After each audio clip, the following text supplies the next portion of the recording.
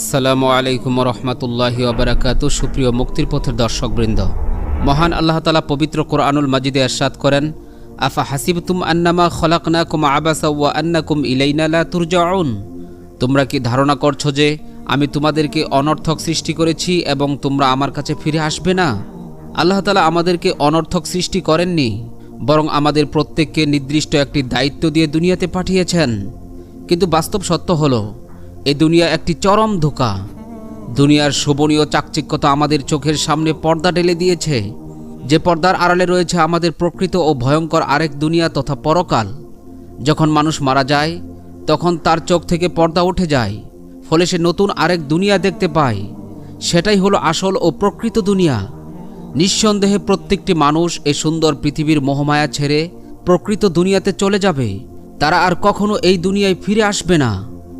সুপ্রিয় দর্শক, আপনি কি জানেন মানুষের মৃত্যু যখন নিকটবর্তী হয়, মৃত্যুর 40 দিন আগে তার সঙ্গে কি আচরণ করা হয়? মৃত্যুর 40 দিন আগে আসমানে তার নামে কি ফয়সালা হয়ে যায়? ব্যক্তির সেবায় নিয়োজিত নির্ধারিত ফেরেশতারা তাকে কি বলে থাকে? এ সকল কিছুর উত্তর জানতে অবশ্যই ভিডিওটি শুরু থেকে শেষ পর্যন্ত দেখতে থাকুন। সুপ্রিয় দর্শক, 7 আসমানের উপরে আল্লাহ তাআলার আরশের নিচে একটি বৃক্ষ রয়েছে, যাকে শাজারাতুল মুনতাহা বা সিদরাতুল মুনতাহা বলা হয়। আল্লাহ তাআলা যতগুলো মাখলুকাত তথা প্রাণীকুল সৃষ্টি করেছেন, সেই সংখ্যা বরাবর উক্ত বৃক্ষে পাতা রয়েছে। আর প্রত্যেকটি পাতায় প্রত্যেকটি মানুষ, প্রত্যেকটি প্রাণীর নাম লিখিত রয়েছে। সুপ্রিয় দর্শক, বর্ণিত রয়েছে, মানুষের মৃত্যুর সময় যখন ঘনিয়ে আসে, তখন ঠিক মৃত্যুর 40 দিন আগে তার নামে লিখিত উক্ত পাতাটি ওই বৃক্ষ থেকে আজরাইল আলাইহিস সালাতু ওয়াস সালামের সম্মুখে পড়ে যায়। লিখিত পাতাটি দেখে আজরাইল আলাইহিস সালাতু ওয়াস সালাম বুঝতে পারেন যে অমুক ব্যক্তির মৃত্যুর সময় বাকি রয়েছে আর মাত্র 40 দিন। যখন ওই সিদরাতুল মুনতাহা থেকে কোনো ব্যক্তির নামে পাতাটি ঝরে যায়, তখন থেকে আসমানে সকল ফেরেশতা তাকে মৃত বলে ডাকতে শুরু করে দেয়। উক্ত ব্যক্তি মৃত্যুবরণের 40 দিন আগেই ফেরেশতাদের লিস্টে তাকে মৃত বলে ঘোষণা করে দেওয়া হয়। আসমানে এই ফরমান জারি হওয়ার পর 39 দিনের মধ্যেই তার মৃত্যুর সকল ব্যবস্থাপনা আয়োজন করা হয়। আল্লাহ তাআলা ইরশাদ করেন, কুল্লাউ কুনতুম ফি বুয়ুতিকুম লাবারাযাল্লাযীনা কুতিবা আলাইহিমুল কাতলু ইলা মাদাজিহিম।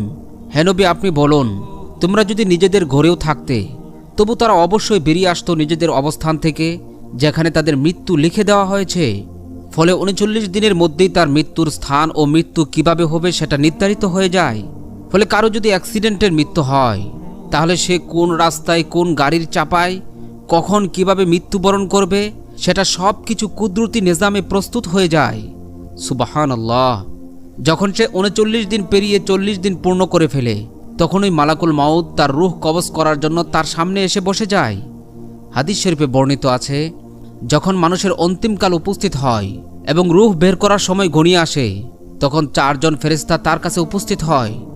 সর্বপ্রথম এক ফেরেশতা মুমূর্ষু ব্যক্তিকে সালাম দিয়ে বলেন, হে আল্লাহর বান্দা, আমি তোমার খাদ্য সংগ্রহের কাজে নিযুক্ত ছিলাম, কিন্তু এখন পৃথিবীর পূর্ব থেকে পশ্চিম প্রান্ত পর্যন্ত অন্বেষণ করে কোথাও তোমার জন্য নির্ধারিত এক দানা খাদ্য সংগ্রহ করতে পারলাম না। সুতরাং তোমার মৃত্যুর সময় ঘনিয়ে এসেছে, হয়তো এখনই তোমাকে মরণসুধা পান করতে হবে। পৃথিবীতে তুমি আর বেশিক্ষণ থাকতে পারবে না। অতঃপর দ্বিতীয় ফেরেশতা এসে সালাম দিয়ে বলেন, হে আল্লাহর বান্দা, আমি তোমার পানীয় সরবরাহের জন্য নিযুক্ত ছিলাম, কিন্তু এখন তোমার জন্য পৃথিবীর সর্বত্র অন্বেষণ করেও এক ফোঁটা পানিও সংগ্রহ করতে পারলাম না। সুতরাং আমি তোমার দায়িত্ব থেকে মুক্ত। অতঃপর তৃতীয় ফেরেশতা এসে সালাম দিয়ে বলেন, হে আল্লাহর বান্দা, আমি তোমার পদযুগলের তত্ত্বাবধানে নিযুক্ত ছিলাম, কিন্তু পৃথিবীর সর্বত্র ঘুরেও তোমার জন্য একটি মাত্র পদক্ষেপের স্থান পেলাম না, যেখানে তুমি পা ফেলবে। সুতরাং আমি বিদায়। চতুর্থ ফেরেশতা এসে সালাম দিয়ে বলেন, হে আল্লাহর বান্দা, আমি তোমার শ্বাস প্রশ্বাস চালু রাখার কাজে নিযুক্ত ছিলাম, কিন্তু আজ পৃথিবীর এমন কোনো জায়গায় খুঁজে পেলাম না যেখানে গিয়ে তুমি মাত্র একটি মুহূর্তে শ্বাস প্রশ্বাস গ্রহণ করতে পারবে। সুতরাং আমি তোমার দায়িত্ব থেকে বিদায় নিলাম। অতঃপর কিরামান কাতিবিন ফেরেশতাদ্বয় এসে সালাম করে বলেন, হে আল্লাহর বান্দা, আমরা তোমার পাপ পুণ্য লেখার কাজে নিযুক্ত ছিলাম, কিন্তু এখন দুনিয়ার সব জায়গায় সন্ধান করেও কোনো পাপ পুণ্য খুঁজে পেলাম না। সুতরাং আমরাও তোমার কাছ থেকে বিদায়। অতঃপর কিরামান কাতিবিন প্রস্থান করার পর তখন ওই মালাকুল মউত তার ডান পাশে রহমতের ফেরেশতা এবং বাম পাশে আযাবের ফেরেশতা নিয়ে আগমন করবেন। আল্লাহ তাআলা ইরশাদ করেন, ইন্নাল্লাযীনা ক্বালু রাব্বুনাল্লাহ, নিশ্চয়ই যারা সারা জীবন বলেছে আমাদের রব হলো আল্লাহ, সুম্মাস্তাকামু তাতানাজ্জালু আলাইহিমুল মালাইকা, মৃত্যুর সময় তার সামনে রহমতের ফেরেশতারা আগমন করেন। রহমতের ফেরেশতারা এসে তাকে বলেন, আল্লা তাখাফু ওয়ালা তাহজানু ওয়া আবশিরু বিল জান্নাতিল্লাতী কুনতুম তুআদুন। পৃথিবীর অতীত জীবন নিয়ে দুশ্চিন্তা করো না এবং পরকাল নিয়ে তুমি শঙ্কিত হয়ো না। তুমি জান্নাতের সুসংবাদ গ্রহণ করো, যে জান্নাতের ওয়াদা তোমার সঙ্গে দেওয়া হয়েছে। সুবহানাল্লাহ। রাসূল করিম সাল্লাল্লাহু আলাইহি সাল্লাম বলেন, নাজালাত ইলাইহি মালাইকাতুম মিনাস সামাই বিজুল উজু। আকাশ থেকে দলে দলে রহমতের ফেরেশতা আগমন করেন, যাদের চেহারা সূর্যের মতো আলোকিত। মাআহুম কাফনুম মিন আকফানিল জান্নাহ, তার আত্মাকে গ্রহণ করার জন্য জান্নাতি কাফন নিয়ে আসেন। ওয়া হানুতুম মিন হানুতিল জান্নাহ, এবং তাদের সাথে থাকে জান্নাতের সুগন্ধি। সুবহানাল্লাহ। ফেরেশতা ওই নেককার ব্যক্তিকে সালাম দিয়ে বলেন, ইয়া আইয়াতুহান নাফসুল মুতমাইন্নাহ উখরুজি ইলা রাব্বিকা রাদিয়াতাম মারদিয়াহ। হে প্রশান্ত আত্মা, তুমি আনন্দ চিত্তে বেরিয়ে আসো মহান রবের প্রতি, যে রব তোমার প্রতি সন্তুষ্ট। সুবহানাল্লাহ। আর যদি লোকটি বদকার হয়, তাহলে আযাবের ফেরেশতা তার সামনে উপস্থিত হয়ে বলে, ইয়া আইয়াতুহান নাফসুল খাবিসা উখরুজি ইলা সাখাতিম মিনাল্লাহি ওয়া গাযাব। হে অবাধ্য আত্মা, বেরিয়ে আসো সেই আল্লাহ তাআলার দিকে, যে আল্লাহ তাআলা তোমার প্রতি অসন্তুষ্ট, রাগান্বিত। হে আল্লাহ, আপনি আমাদের সকলকে ঈমানি মৃত্যু দান করুন।